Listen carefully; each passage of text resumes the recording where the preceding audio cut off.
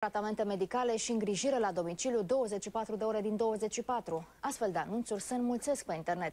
Sunt semnate de bugetarii cărora guvernul le-a tăiat 25% din salariu. Mulți caută să lucreze și în altă parte pentru că nu le ajung banii de mâncare și întreținere. Te rog, la clinica de medicală 4 ai un pacient de 80 de ani cu bronhopneumonie cronic obstructivă. Te așteaptă la etaj, o să te rog să te duci cu targă, cu tot.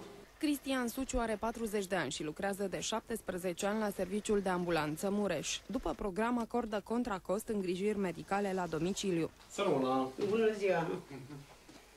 Vă aștept să veniți, da? Să mă pansați. Pansamentul ăsta se face zilnic.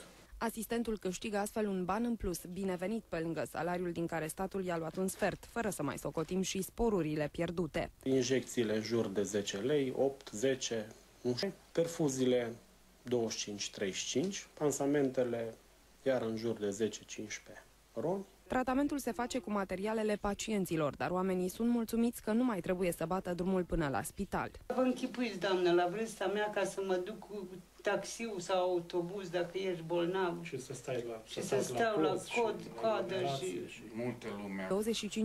25% din leafă, numărul persoanelor fizice autorizate a crescut cu aproape 10% față de aceeași perioadă a anului precedent. Angajații de la stat care lucrează în încheierea programului recurg la această formă legală pentru a-și declara veniturile.